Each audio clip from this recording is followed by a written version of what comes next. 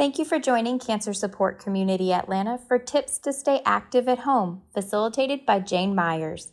If this is your first time participating in a Cancer Support Community Atlanta program, we invite you to visit our website, cscatlanta.org, and complete a new attendee form to stay connected to all future programs.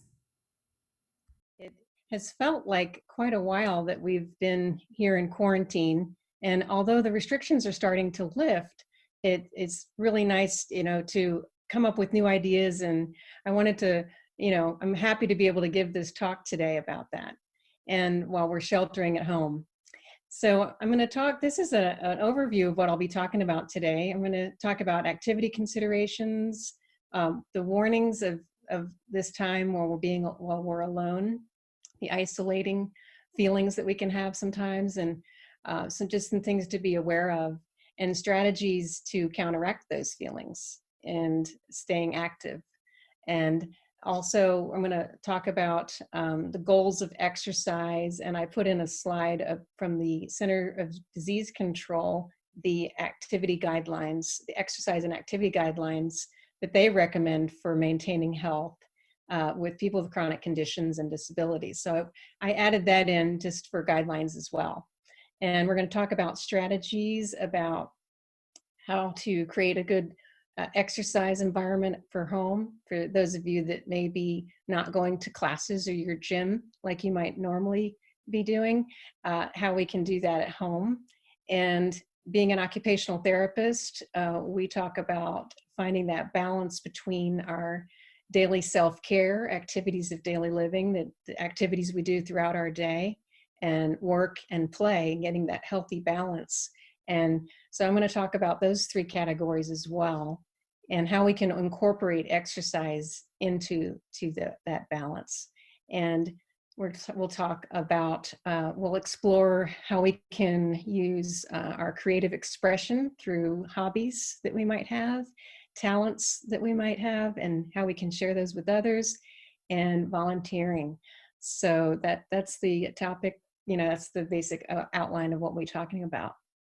So considerations to think about.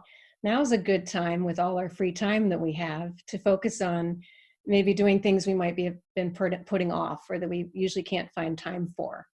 And we have so much more time now. So now we can start thinking about, those types of things that we might have been putting off, like cleaning and things. So I'll get into more detail with that in a little bit.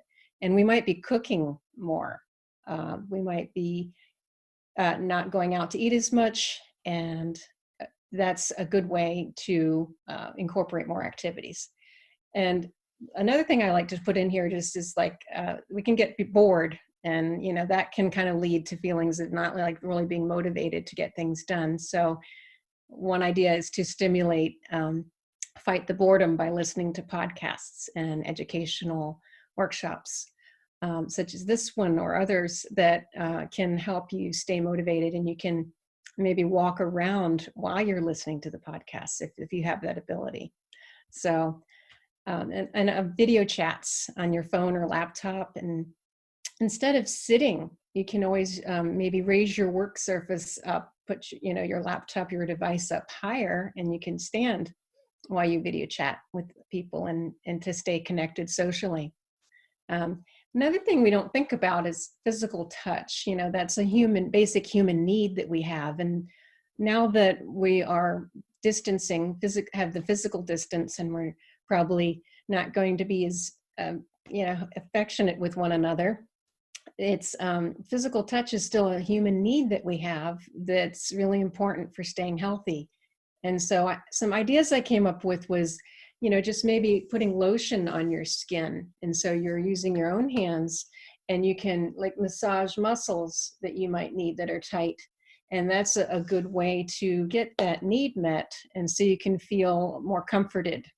And another idea is to wrap yourself in a blanket with a nice warm beverage. And that's a comforting feeling, sense of security that also can help make us feel more calm and relaxed, and less anxious, and can help us just with that, since we might not be getting as much physical contact with other people, that's a strategy that might be something to consider.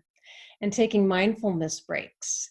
Even just during your day, if it's like a day like today when it's raining, you can open up your window and look out and just take notice of things in nature, like the grass or the leaves on the tree, and maybe see them blowing in the wind, and you can hear the wind and feel the wind, and maybe smell fresh cut grass or the rain.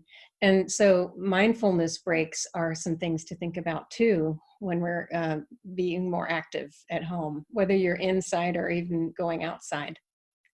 So some of the downsides of what we're going through, I think this is working on week 9 of our social isolation.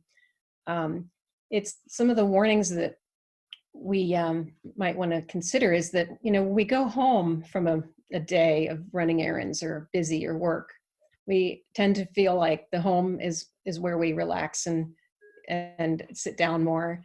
And it's tempting to give in to being more sedentary and sitting and reclining more. So I think that it's, you know, something to think about, that we tend to be more sedentary when we're at home. So we have to not give in to that, especially the reclining part, because when we recline a lot, it really decreases our endurance very quickly. So not giving into that is important. We're not running errands as much. We're maybe not yet comfortable, doing things that we normally would have done, like shopping for leisure is one example. We might shop because we have to, but we might, with all the restrictions we have, it's not as fun to go out and do that. So there's a lot less opportunities for us to be active, and it can make us feel lonely being at home for this long. And we're going to talk about strategies of how to counteract a lot of this, and also the disruption in our normal routine. Sometimes it's hard to be motivated to keep a regular routine and keeping a regular schedule when we're in this situation. So now we're going to it leads into, how do we continue to stay active? What are some strategies? And I have a few general ones here. And this is a really good one. It's creating a daily schedule of exercises and activities, and actually following the schedule and getting them done. I use my telephone and I put my schedule in there. When I worked, I have 3 different jobs. I would schedule by the hour different activities and places I had to be, and classes I was teaching, and private clients. And that's an example. Like now, even though I'm not doing a lot of those things, I still use my phone calendar, or you can use a calendar in your whatever day planner that you like, and just schedule in some activities so that you can, be motivated to follow a routine. And then at the end of the day, if you get them accomplished, you can feel good about the fact that you're, getting something accomplished, and it makes you feel like you've had a productive day, and it can really help boost your mood, and you feel better that you've accomplished something. And it's just a good motivator to have a schedule and get it done. And speaking of routines, keeping good bedtime, routine, going to sleep at the same time, waking up at the same time, best you can, is helpful. When we stay active more, we're going to get better sleep generally. It helps us to calm our minds at night when we can sleep better. And that keeping those routines, it's a good way to have a positive start to your day. And another good strategy that I use for myself, and that I have found in my research too, is that having an accountability partner, or being accountability partner for someone, is really good, because that way, you have accountability. I have people I text, and people that text me, how's your exercise doing this week? And so you have to kind of answer to someone. And I've been doing that for some friends, and also my mom down in Miami. We can text one another, and I text her, it's time to get up and move, and just remind her. So that's a really good strategy for helping us stay more motivated and active at home. Also, customizing your exercise to fit how you feel for that day. Every day is a new day. Some days we have high energy, some days we have low energy. Sometimes we sleep well and we have a, good energy for the day. And days that we don't have good energy, I know I've had days like this where I feel like I can't even move, for whatever reason, I just can't get motivated. And it's, I guess, just how long it's gone on. It's kind of made us feel that way. Some of you might be able to relate to that. And so on days that we feel low energy and that maybe we just like, oh, I can't do what I plan to do, I think it's important to acknowledge that it's not a good day and to just go with that. Skip the guilt, feel the guilt. Oh, I feel like, I can't get anything done today. Just feel what you're feeling, accept it, and then, let it go. I think it's important to skip the guilt and just give into it for one day. And then hopefully you'll feel like, you can just go ahead and move on and not do it. The next day you have it's a new day and you can schedule more for that day. So the next thing, staying hydrated is really important. When we're dehydrated, we can feel really sluggish and have low energy.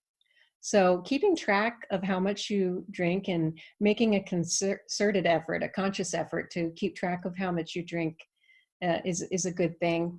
And some activity trackers that you can wear, and they track your steps, but you can have a place where you can monitor how much you're drinking.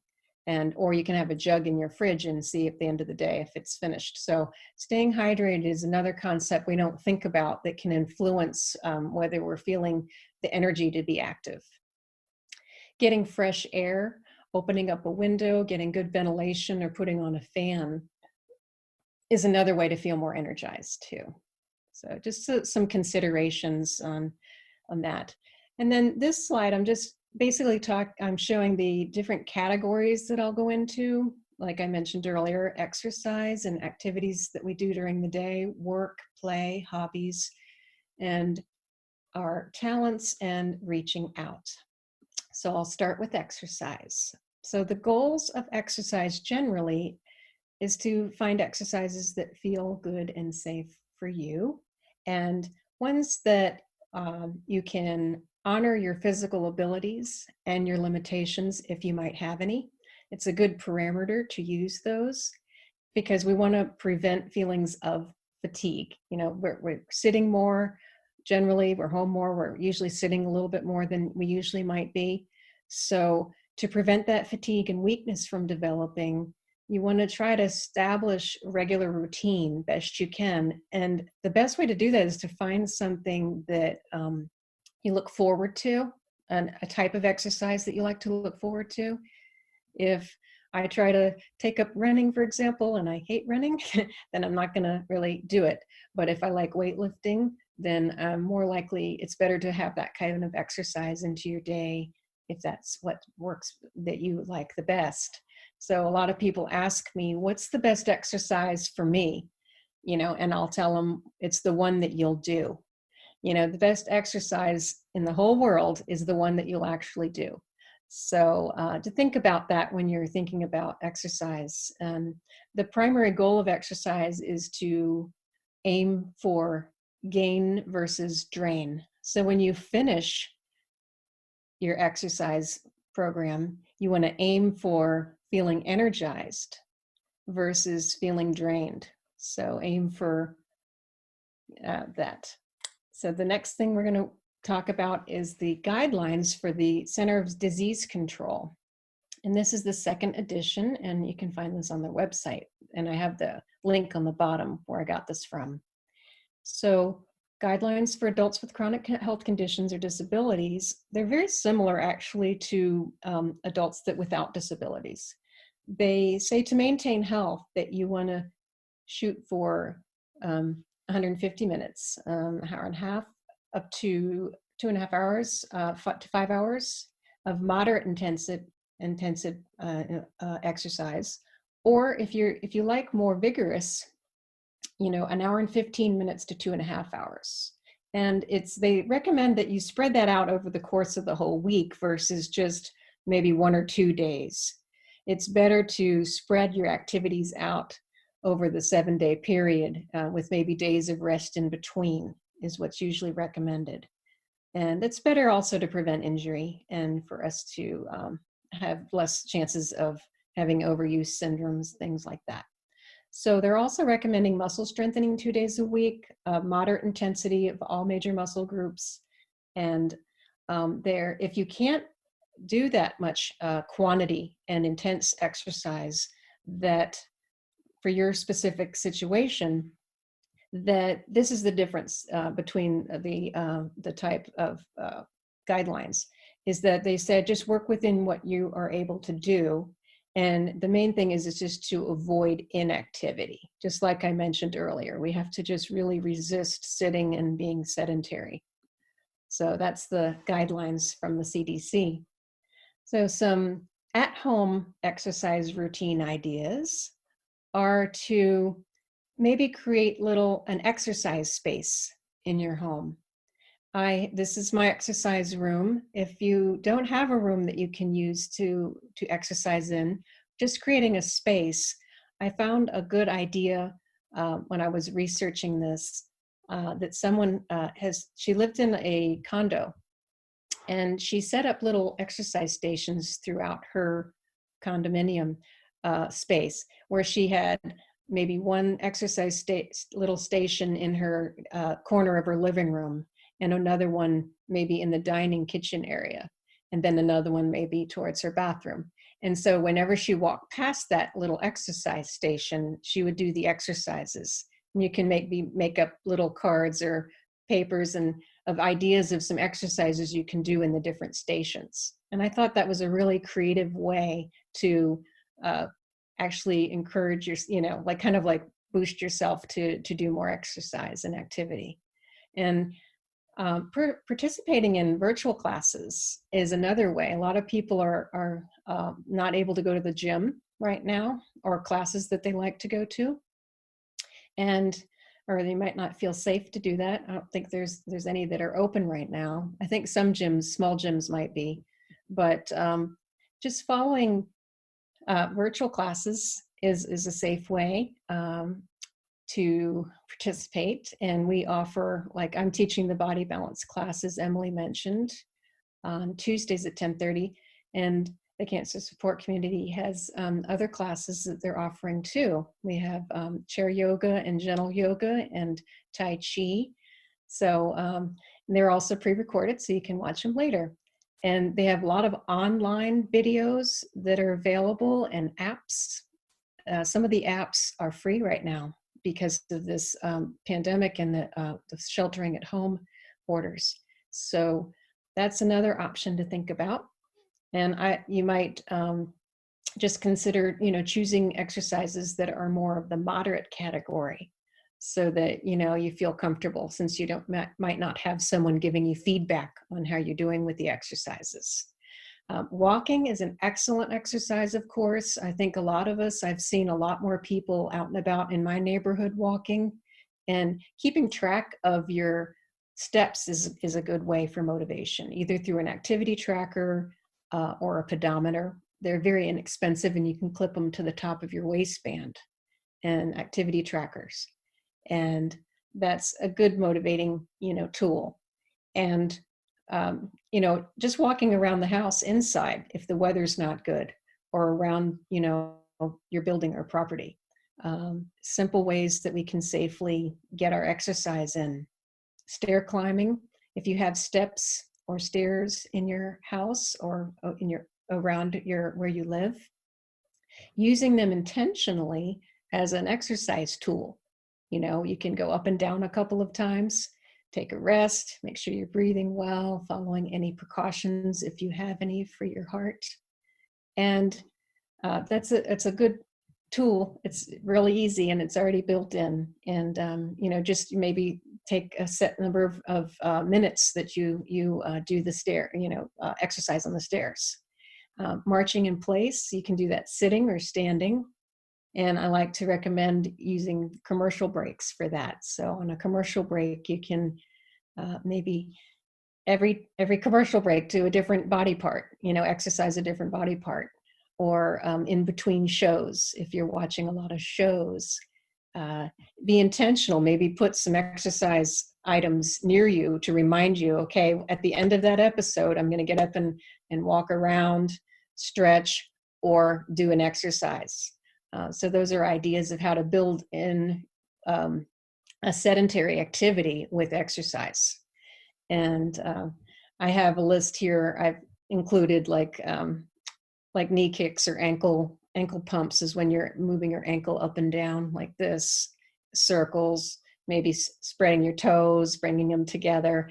Just think of just different lower body exercises that you can do while you're sitting, and incorporate that in to your day. So the next topic is activities of daily living. These are the activities we do every day normally. Some of us have access to a garden. If you do, that's a really good physical activity. I've been doing a lot of planting, and I'm surprised sometimes when I come in, I feel like I've done a full body workout with gardening, and a lot of bending and stooping and pulling, and so that's a great activity that we can do that can really be energizing and fun, and it looks so good when we're done. I really love this for myself, but um, that's just one idea. But and also, like, we're going to be cleaning more usually now because of the countertops and everything, especially after grocery shopping. We want to help keep our environment clean, and deep cleaning, wiping down cabinets, doors, and emptying cabinets and cleaning the shelves. It's good for squatting down. Kitchen tasks, exercising in the kitchen. There's a few ideas here. Just while you're waiting for something to bake or cook, you can do squats, or maybe put your hands on the side of the sink or countertop and step your feet away and do a couple of push-ups, or holding a plank. And so those are ideas. Or also just being on your feet while, like, you're making dinner, and clean up so that you don't have to do it after dinner. That's part of just staying on your feet longer. And also, like, you could always do leg exercises just holding onto the counter while you're waiting for whatever to cook, like leg lifts, squats, or lunges. So these are just some little practical general exercises that you can do even in the kitchen. And the countertop is a nice height to hold on to when you're doing these. And when we eat healthy, like I'm making more smoothies, you make salads, it's a good way to stay healthy while you're eating, because you're using a lot of upper body when you're doing a lot of chopping and cleaning your fruits and vegetables. So another thing, like when you're grooming or you're brushing your teeth at the sink, you can do some ankle work, and that works on our balance. It helps strengthen our ankles for our balance. So you can do heel raises and toe raises. And, the 2 minutes that you're flossing and brushing, you can get your ankle exercises done too. And just to remind you. And activities like mopping, sweeping, vacuuming. Vacuuming can be a pretty total body workout. It's pretty good. And if you're using your legs more as you push the vacuum, less arms and more legs, that's really working your core as well. So if you're holding the vacuum and keeping your arms fairly stationary, and you're using your legs to walk forward and back, you're getting a good workout for your legs and core. Organizing closets. This was one of my New Year's resolutions, and I wanted to clean my master closet. And it takes a lot of energy to go through all your clothes, and they're heavy, and trying them on and all of that. And that's an idea of something that we always say, oh, I'll save that for when I have more time, or when it's a rainy day. Well, we have a lot more time. And so this is something that is an idea that to declutter, and maybe just doing one at a time, so it's not so overwhelming, and just take one cabinet a day and maybe empty it out and clean it and put it back, and you just feel so much better I'm sure a lot of you have already done a lot of these activities since we're so far into this staying home time. But at the end of the um, talk, I'd like to hear from you of what you're doing, to stay active. So I want to do that at the end. But scrubbing tubs and sinks, and it's a really good cardiovascular workout, especially if you turn on some music. Like cleaning high touch surfaces is big right now. We've heard about, especially if you have more than one person at home coming and going, or if they're at work and they come home, being vigilant about cleaning the door handles and light switches and keyboards and things like that, where germs can accumulate. It's a good way to stay healthy, and you can just turn on some music and make it fun, if we're doing that more frequently now. And another activity that we might put off we don't think about very often is wiping walls. And working in this way on the wall can work your upper body endurance. So that's a good activity. We're keeping good posture while we do that. And spring cleaning, such as cleaning windows, is a great activity too. Something we don't do very often sometimes. We're doing it right now, taking it in steps, not doing it all at once. Just the windowsills, let's say one day, screens another day, and the windows a different day. Just taking breaks in between. So it's not too overwhelming when you break it up into smaller tasks. And wanted to talk about work activities. So working from home, a lot of times we have our posture can kind of come forward if we're working for a long time in a sitting position over a screen. Some good exercises, a good rule of thumb that you can do is to make sure that you're getting up at least once every hour if you're in front of a screen for a while, or even if you're not working and you're on a screen a lot. Getting up frequently, every hour at least, and stretching or doing a particular exercise is recommended.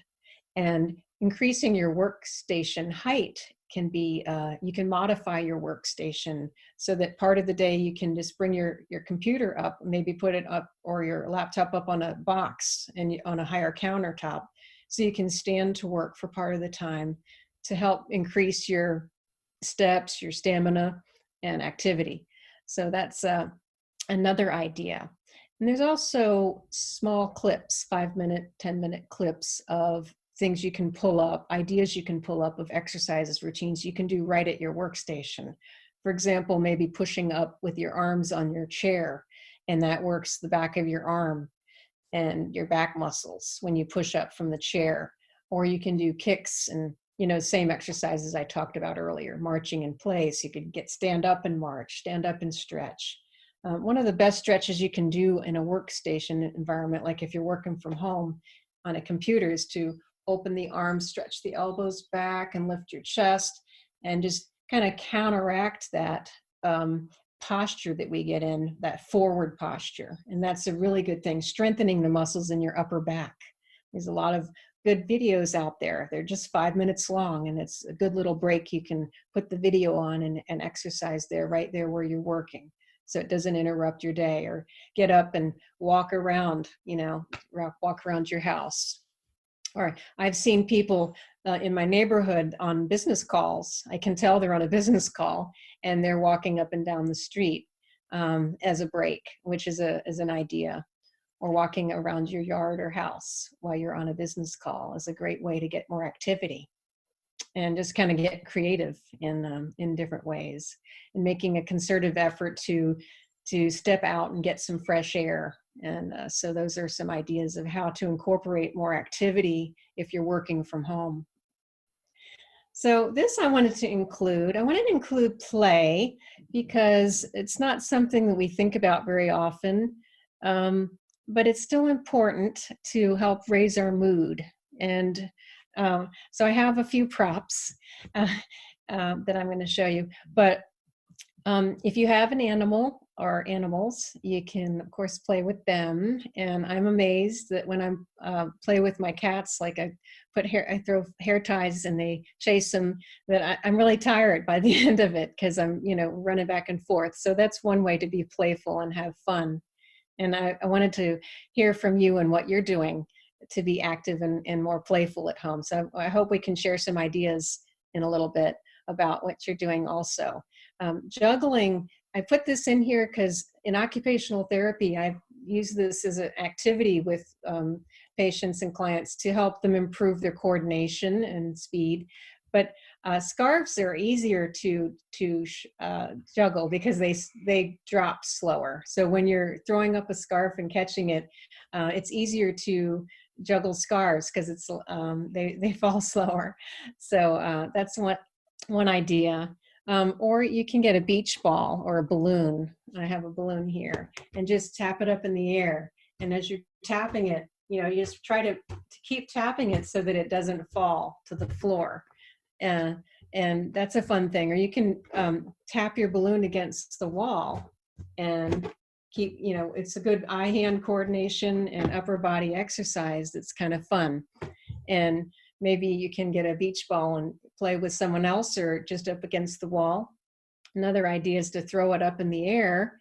If you have a soft ball like this, you can throw it up and catch it, or throw it up and clap and catch it. Then you can throw it higher and see if you can clap twice. So those are just some kind of fun ideas. You can bounce the ball and clap, or just bounce it and dribble. And so those are just fun ways to kind of play, and maybe play some good music while you're doing it. Of course, those of us that may have, like I say, pets, or if you have grandchildren that that live with you or that you care for, there's so many games that are so fun and active. And I've listed some here, like hide and seek and jump rope and yard games and things like that. So just, trying to come up with a variety of playful type activities that can be fun, that are active also. And then dancing, dancing alone or dancing with someone else. And the recommendation that I got is that you play songs of when you were younger, and that can raise your mood and energy, because like when we were younger, we moved more and it was easier. And so sometimes that can really help motivation when you dance. So that's one of my favorite things. So anyway, hobbies. This is another thing. We may have come back to some things that now we have more time and less distractions. We might come back to some hobbies that we might not have done in a while. So if reading is your hobby, which is sedentary, a creative way to incorporate exercise might be to put a little bookmark in your chapters and divide up, okay, this is a really good book, I want to read the whole thing. Instead of sitting there the whole time, maybe put a little book reminder, a little piece of paper, one chapter back or 3 chapters back, and to get up and do something. And you can even write on your little paper, okay, time to walk around, or, whatever exercise you like to do. So that's a nice way, if you're a reader and you've been doing more reading, to incorporate some exercise into that sedentary activity. And that's one that my mom does. And so I'm going to give her this advice too. So crafts, if you haven't gotten back to a craft, like my sister-in-law is doing paint by number, and she says, oh, I have to change it up and get back to, another activity because I get so tired coming forward. So I was telling her, yes, so you can do it standing, or you can take stretch breaks while you're doing a craft. And it's so fun. At the end, you have this finished product and you feel like you've accomplished something and you've had fun doing it. But instead of sitting for long hours in one position, remember to stretch, stretch your muscles and get up and walk around. Or you can also do it standing. You can do your craft standing, or at a table that's a little higher, or a countertop that's higher, including puzzles. A lot of times we sit to put together puzzles, but you can also stand up to get a good bird's eye view of the puzzle sometimes, and or just raise the surface of where your puzzle is. I used to use that a lot in therapy with patients too, to increase standing tolerance and more time on your feet. coloring, drawing, same thing. It can all of these activities can build our upper body endurance. So talents, singing, maybe you're a songwriter. You can write songs, sing songs, if you have a good voice, or even if you don't. I have a friend who has joined a virtual choir, and also another friend who plays the flute, and she's joined a virtual orchestra. So those are nice creative ways that you can use your talents in playing an instrument, or you can sing while you clean. That's what I do, and it's fun. Makes it more fun. Playing an instrument, even piano and guitar, all of these are upper body exercises and activities that you can do. Drawing and sketching, sculpting clay. I was in the grocery store the other day and I saw some Play-Doh, so I bought it. And I thought, oh, this will be fun. So my daughter's home from college and she's very artistic, and I thought, well, maybe we can do that. So even though it's kind of like childlike, it's kind of fun to reconnect with your inner child, and it helps raise your mood, and it's much more fun than just straight exercise. And it's productive. It's something fun. And I was walking in a park the other day, and I decided to put this in my PowerPoint because I thought it was impressed. It was a good idea. There was a lady that had a camera with a telephoto lens, and I could see she was kind of looked like she was practicing mindfulness. She was walking slow, gazing up at the trees and at nature. And I was like, what's she up to? Until she turned around and I saw her camera. And so I didn't know what she was doing. And so taking pictures while walking in nature is a nice thing. It's a hobby a lot of people like, following safe physical distancing. And so I thought that would be a good idea as well, that you can kind of use your talents, if you have, to take pictures right now. And volunteering. So this is another way we can share our talents. So I found these two websites I wanted to share with you today, volunteermatch.org and handsonatlanta.org. So these are local things I just found, and I thought they had good ideas of how we can volunteer locally to help support COVID-19 efforts. And there are ways to be active and just to kind of stay connected and less socially isolated by mentoring. You can mentor, you can read to kids or help tutor kids to read. There's everything I have listed here was what I got off of this website, both of them. And you can interpret if you know another language, or help visually impaired people, and just all kinds of things, making masks if you're able, and that kind of thing, with sharing your gifts to give back to the community. And the reason I put this in here is because it's really giving our gifts and sharing our gifts and performing selfless acts. It's been proven by a lot of research to help make us not only happier, but healthier. So physically healthier.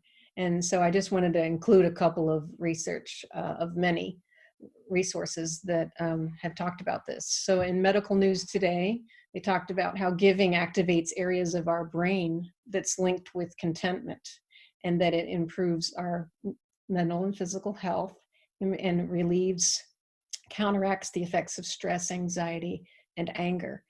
And we know that negative emotions that are trapped in our body can contribute to health problems. So this is proof right here that giving back and sharing our talents is really important for helping us feel better, and in a lot of ways.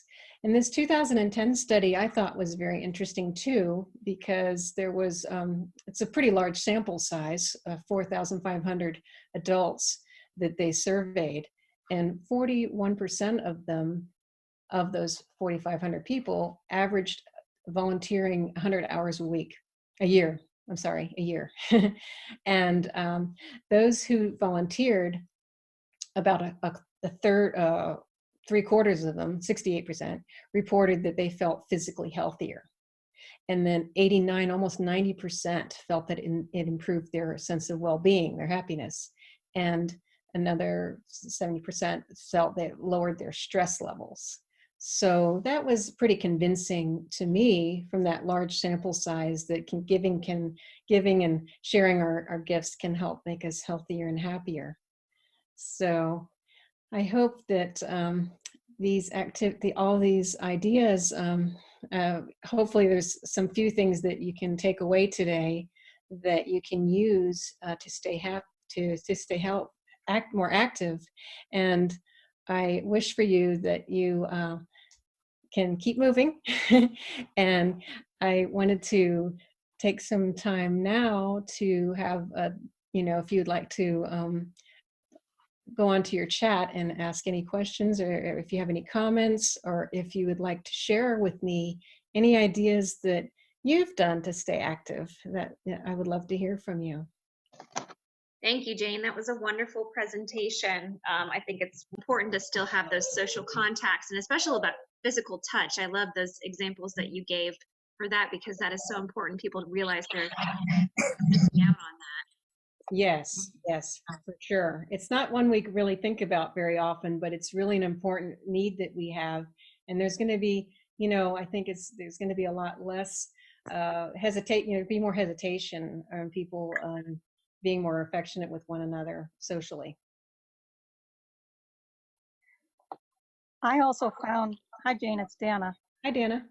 I found a fantastic app, and it's completely free. And I keep being the skeptic that I am. I keep trying to find a gotcha, but I haven't found it yet.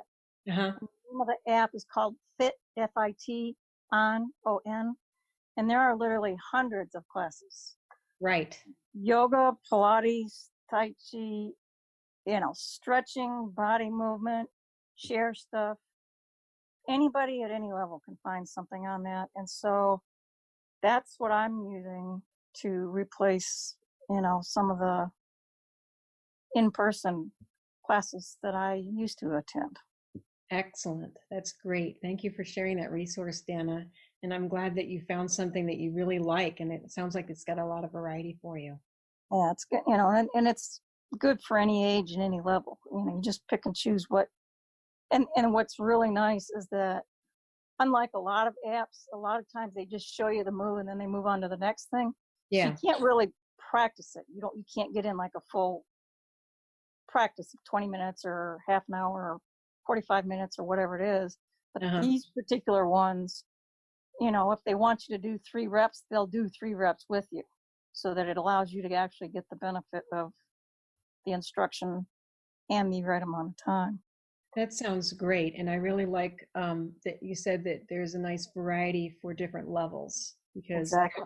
Yeah, like I was saying, it's like it's important to work within our level of comfort and what's best for us now. If we feel deconditioned from not exercising in a while, it's good to work up gradually. And it's a great thing that they have a nice variety, it sounds like. Yeah, that's what I was just going to say, because I've been out for over 5 months now. Right. So going back to mid-December, and I've lost a lot, but, and like anything else, I think probably most folks know that even if you find something, you can always modify it or hold off on something if it doesn't feel good or whatever. Right. Keeping safety in mind. Absolutely. But anyway, that's that. And also for people that are on Facebook, I don't know if it's based on, they do a lot of targeted advertising. So I end up getting targeted for tons and tons of Pilates stuff and yoga stuff. And there have been multiple free, like 5-day sessions or with this, that, or the other that have been offered over the last couple months. And like you said, gyms and places that used to have in-person things now offer online, and a lot of times they're at no charge. Right. Isn't it nice? It's nice that they're not charging. I know LA Fitness has some. I'm not sure if they're for members only, but people like that, some of the Lifetime Fitness places. I know other people that teach at these facilities, and they're offering a lot of online options right now. Probably for, who knows how many more months that we're going to need to be more careful. So Exactly. it's nice. Another option. I just found this newsletter just this past week. It's called Atlanta on the Cheap. You can just Google it and then sign up for it. But it has, different activities about things that are going on around the area, and there may be some free stuff to do. Like there's a free consumer action handbook that was on there, and then there's places that tell you, things that have been rescheduled, and then another example of something that is a normal event throughout the month of May in Atlanta is usually the Atlanta Jazz Festival goes on different days throughout the month of May every year. Uh-huh. So they put all that online. They're doing virtually. Virtually, correct. Virtually. Yeah, cool. So there's lots of different things to find. Yeah. Does anybody else have anything that you are trying at home? Maybe some of the things I mentioned that you're already doing, or maybe some fun things that you're doing to stay active at home? You have any other ideas? You playing with your animals or your grandkids or Animals, big time, yes. Oh, yes. how about hobbies and crafts? Getting back into doing something that you maybe have done before. I found an old craft that I did from a long time ago. I never finished, so I think I might get to doing that. Gardening is fun too. Julie submitted that she keeps a couple of 3-pound weights by her desk to use while she's on calls. That's an excellent idea. Just that was something I was thinking about too, mentioning is just the little workstation I mentioned earlier, that when you visually, and you have, you can see your exercise equipment, set up, that you're much more likely to do it. So having it right next to you is a great strategy. So you can visually see it, and so that you can stay active, and it reminds you to do it. So that's great. Good idea. All right. If we don't have any other questions, Jane, thank you so much for taking time to do this presentation today. And everyone enjoyed it. Thank you. Bye. Thank you for joining Cancer Support Community Atlanta for this program. If you're interested in other live or recorded programs, please visit the online program tab of our website, cscatlanta.org, or follow us on Facebook. We'll be sharing additional information on upcoming programs.